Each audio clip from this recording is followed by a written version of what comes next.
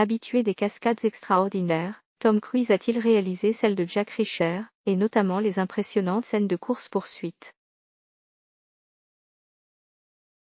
À plus de 50 ans, Tom Cruise continue d'impressionner l'industrie cinématographique et les téléspectateurs en réalisant lui-même ses propres cascades.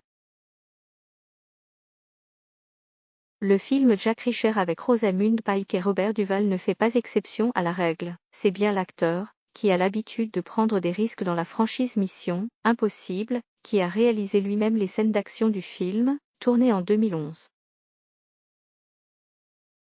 Ce dévouement inclut notamment les impressionnantes scènes de course-poursuite en voiture de Jack Reacher.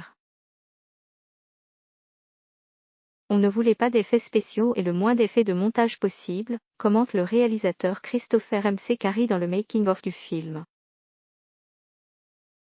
On voulait vraiment que l'action soit le plus réaliste et directe que possible.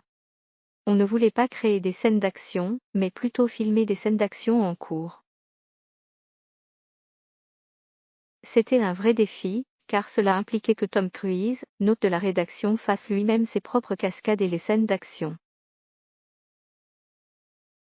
Il fallait qu'il prenne des risques. Et Tom était tout à fait partant pour.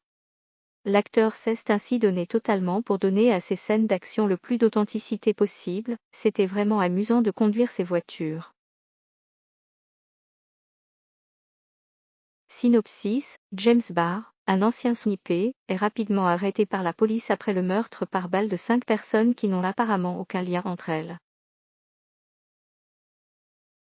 Lors de son interrogatoire, l'accusé ne prononce pas un mot.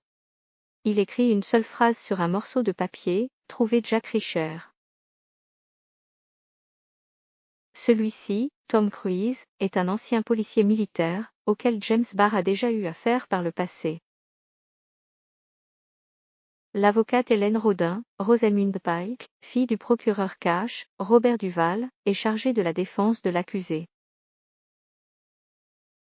Jack et elle vont mener l'enquête pour découvrir la vérité sur cette troublante affaire, qui révèle bien des surprises, et va confronter Jack à un ennemi inattendu.